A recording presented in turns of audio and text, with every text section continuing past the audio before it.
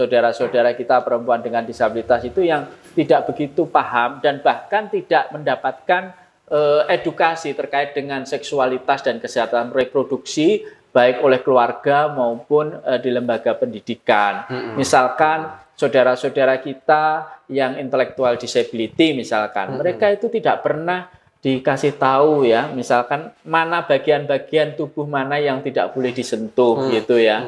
Nah, ini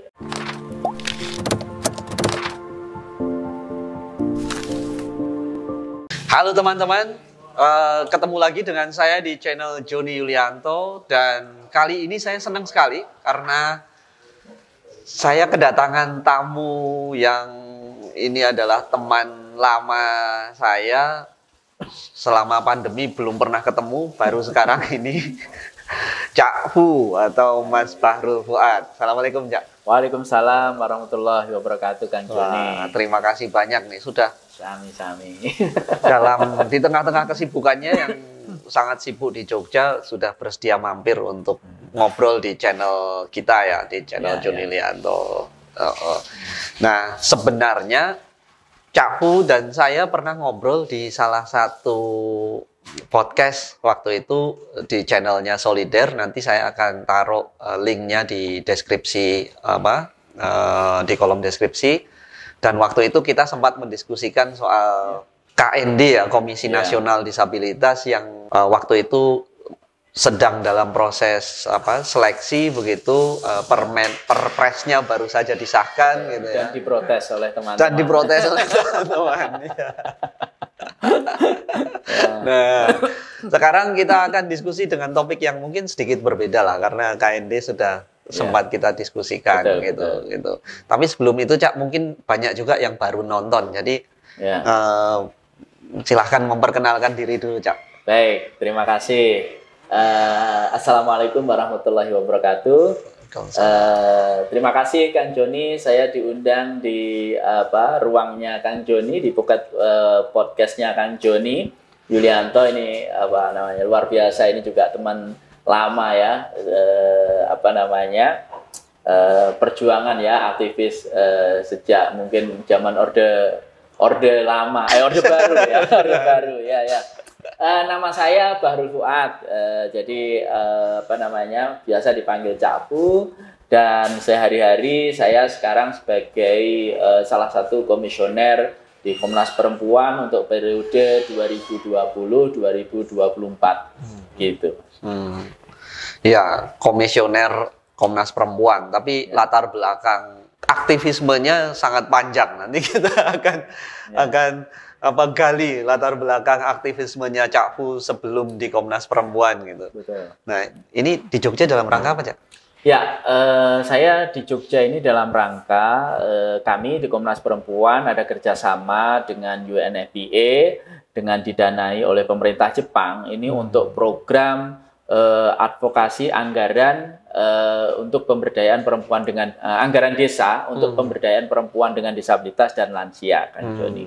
Dan kita Komnas Perempuan menggandeng 5 mitra di 5 wilayah yang berbeda, yaitu di Bekasi, kemudian Bekasi itu dengan Yayasan Balai Perempuan, kemudian di Cirebon itu dengan Rahima, kemudian di Yogyakarta dengan Pusat Rehabilitasi Yakum, di Situbondo dengan PPDIS, dan di Kupang dengan Yayasan Garamin.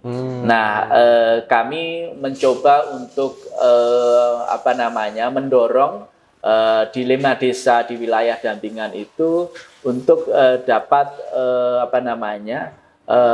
melakukan advokasi bagi para teman-teman difabel ini untuk bagaimana pemerintah desa dapat menerbitkan peraturan desa, entah itu apa namanya, bentuknya, apakah itu perdes atau peraturan kepala desa atau kebijakan apapun namanya, yang dimana ditujukan untuk memfasilitasi layanan kesehatan, layanan akses perlindungan sosial, dan juga pencegahan kekerasan terhadap perempuan dengan disabilitas dan lansia di desa tersebut.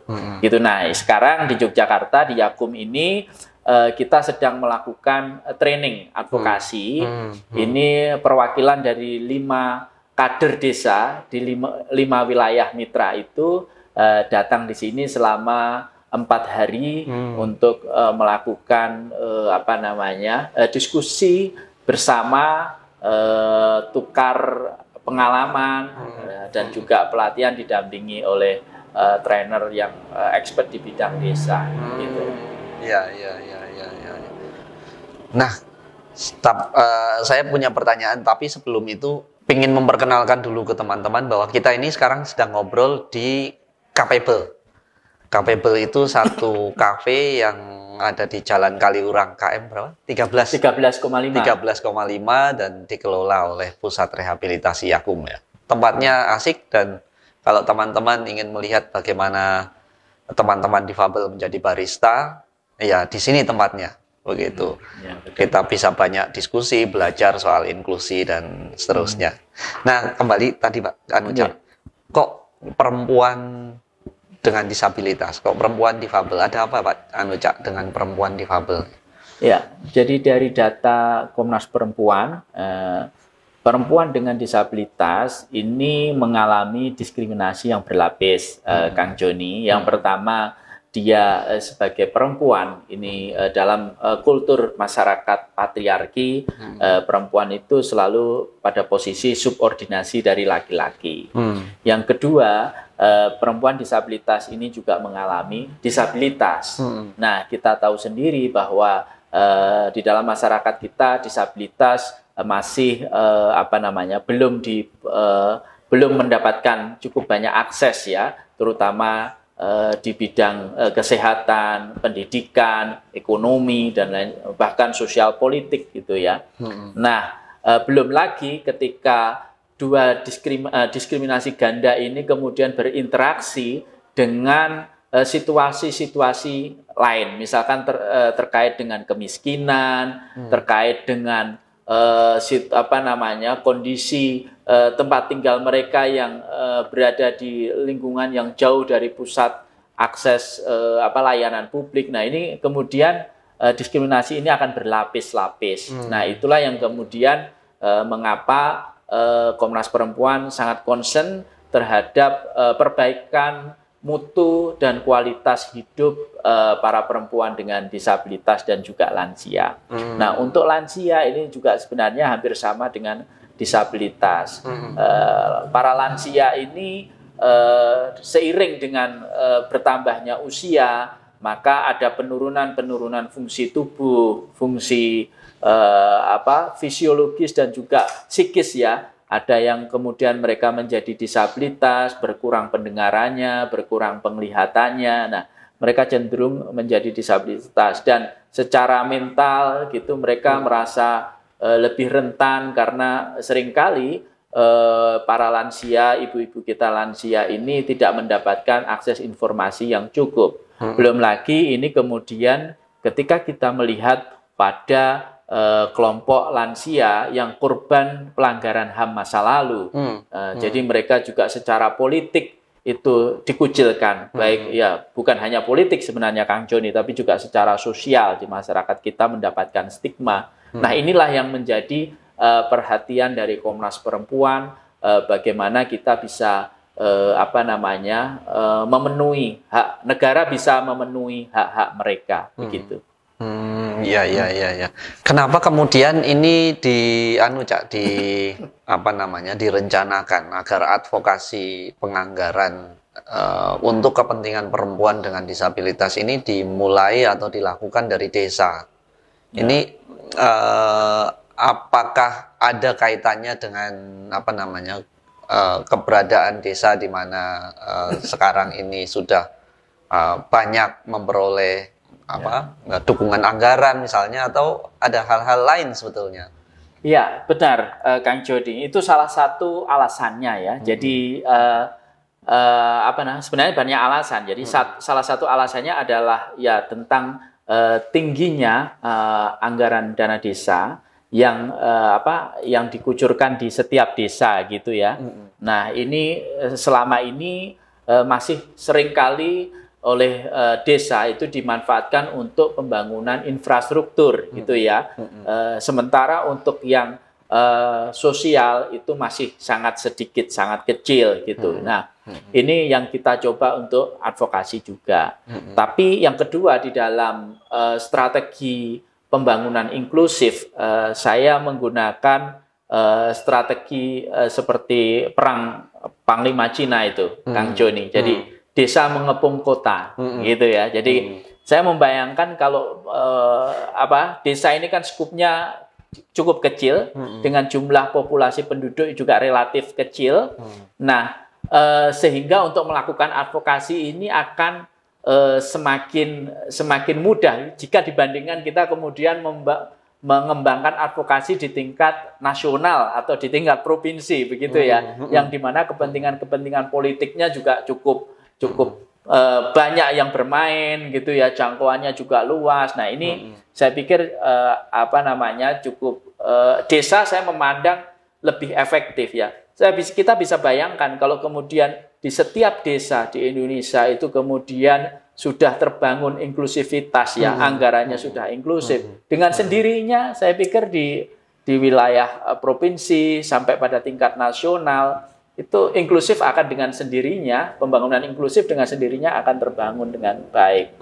Dan saya pikir Kang Joni sangat paham ya, karena Kang Joni ini salah satu pencetus temu inklusif ya, yang berbasis di desa. Saya pikir ini juga saya juga terinspirasi dari situ sebenarnya. Ya, karena memang bahwa inklusi itu tidak selalu identik dengan sesuatu yang maju, yang mahal dan seterusnya gitu ya. Dengan cara yang sederhana pun sebenarnya bisa dilakukan gitu.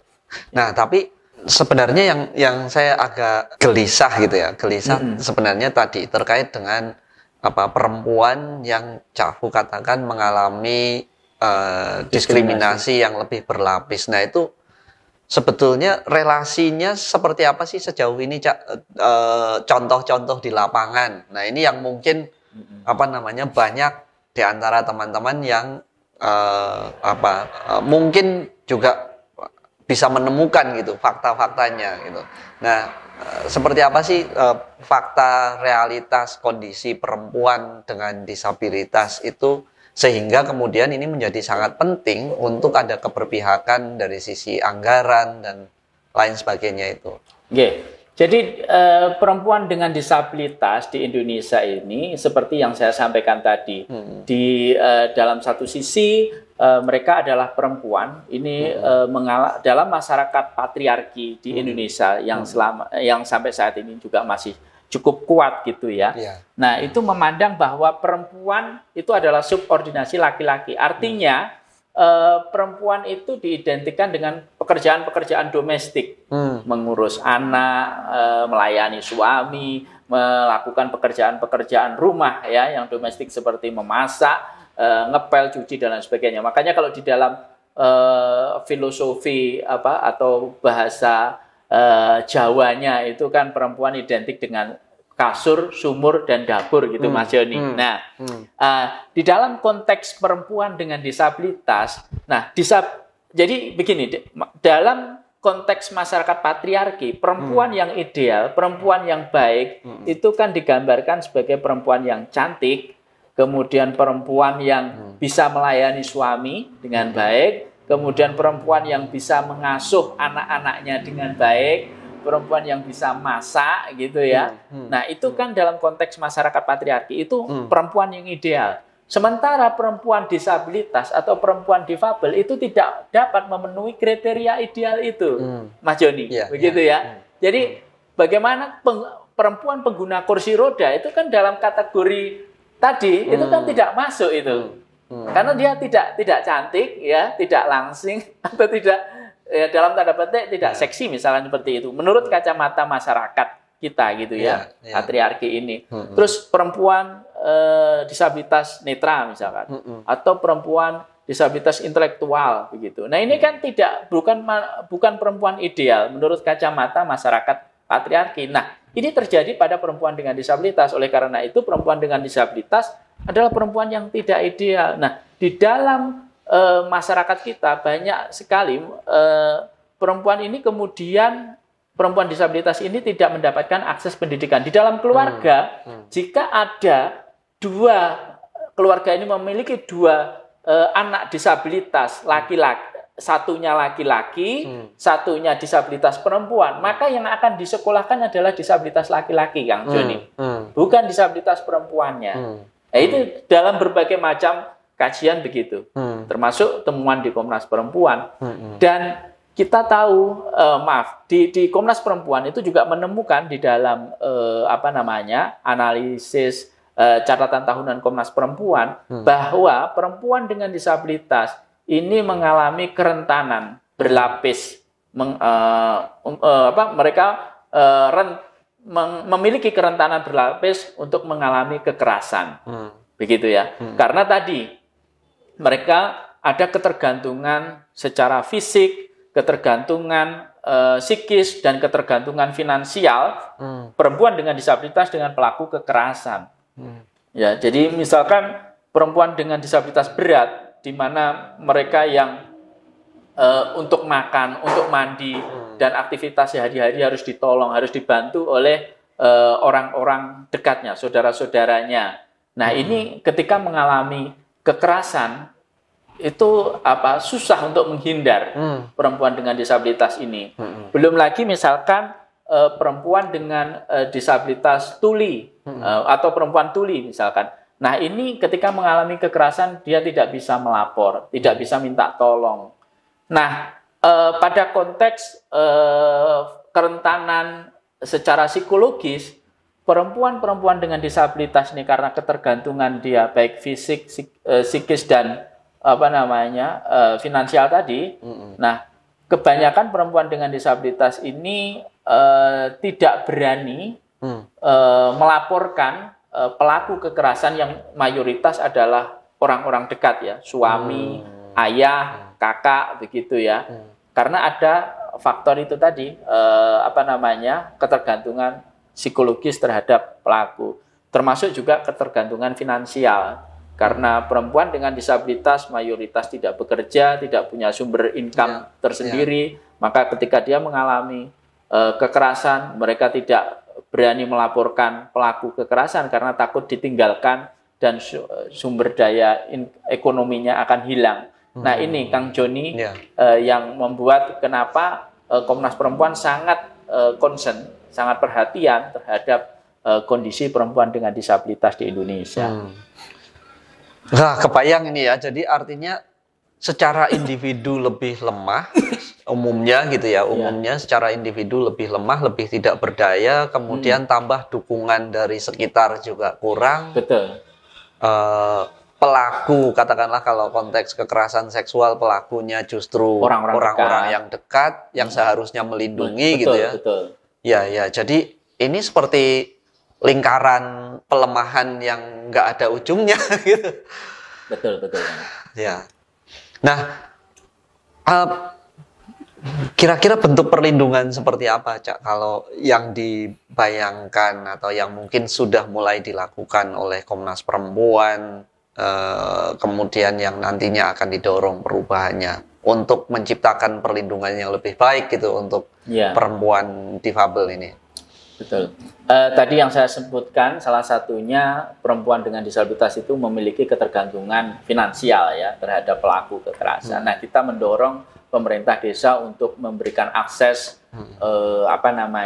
ekonomi kepada mereka. Di saat yang sama, kita juga berharap pemerintah desa itu memberikan akses pendidikan seksual dan pendidikan kesehatan reproduksi, juga pendidikan pencegahan kekerasan terhadap perempuan dengan disabilitas ya, yang nanti itu kita berharap di pelatihan itu diberikan pada tingkat keluarga orang tua mereka. Nah, di saat yang sama juga kita mendorong desa untuk membangun sistem pencegahan kekerasan terhadap perempuan, termasuk perempuan dengan disabilitas.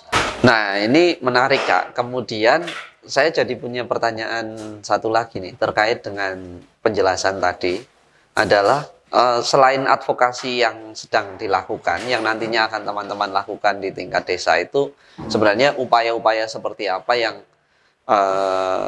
sedang atau akan dilakukan oleh Komnas Perempuan dalam rangka apa ya, lebih memberdayakan teman-teman perempuan difabel dan sekaligus memperkuat perlindungan ini mereka dari kekerasan. Iya, betul.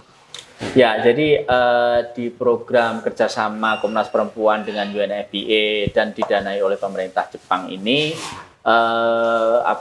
selain kita melakukan pemetaan dan kajian terkait dengan layanan kesehatan bagi perempuan dengan disabilitas dan lansia, kita juga melakukan advokasi yang tadi saya sampaikan, dan sekarang para perwakilan atau kader desa dari 5 wilayah itu di Yogyakarta ini sedang melakukan diskusi ya, dan pelatihan juga untuk advokasi anggaran desa. Nah, tindak lanjutnya kita ini sedang menyusun 3 modul, Kang Jody. Jadi 3 modul. Yang pertama, modul untuk layanan kesehatan bagi perempuan dengan disabilitas dan lansia. Yang kedua adalah modul modul pencegahan kekerasan terhadap perempuan dengan disabilitas dan lansia. Dan yang ketiga adalah modul advokasi anggaran desa yang berpihak pada perempuan dengan disabilitas dan lansia.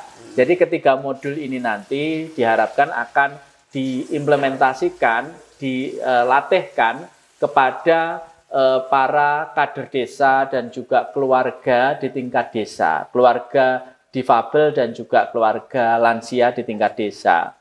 Nah, sehingga dengan demikian mereka akan lebih paham ya terkait dengan bagaimana cara mencegah kekerasan ya, jika terjadi kekerasan terhadap perempuan dengan disabilitas dan lansia. Nah, modul pencegahan kekerasan terhadap perempuan disabilitas dan lansia ini isinya antara lain adalah tentang pendidikan kesehatan reproduksi, Kang.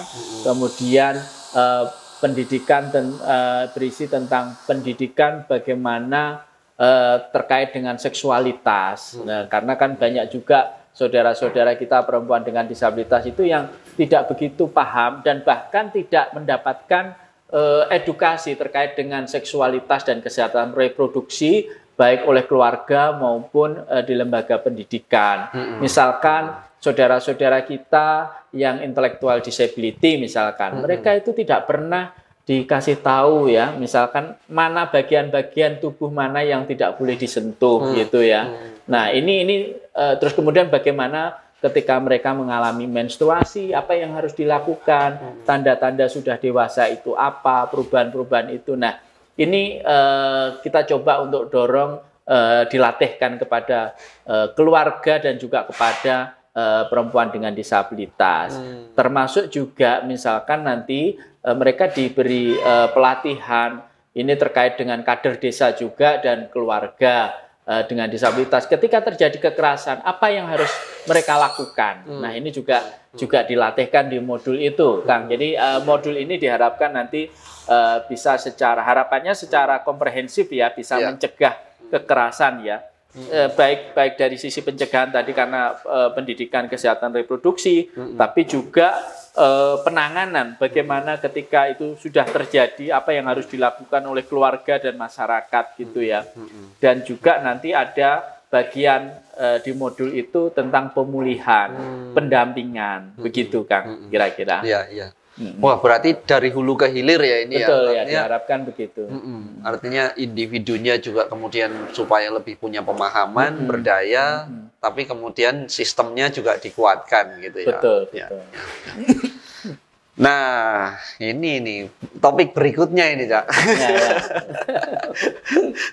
Setelah tadi banyak sharing tentang kekerasan terhadap perempuan dan upaya-upaya yang akan Komnas Perempuan lakukan. Nah, saya kemudian sebenarnya jadi penasaran dan saya kira juga teman-teman akan juga punya banyak pertanyaan yang sama. Betul. Kita itu mengenal Cak Fu sebagai anggota Komnas Perempuan, kemudian yang difabel dan kemudian juga membawa pengarus utamaan difabel di Komnas Perempuan. Ya, betul. Nah, tapi bagaimana sih perjalanannya sampai kemudian kok akhirnya ujuk-ujuk ada di Komnas Perempuan.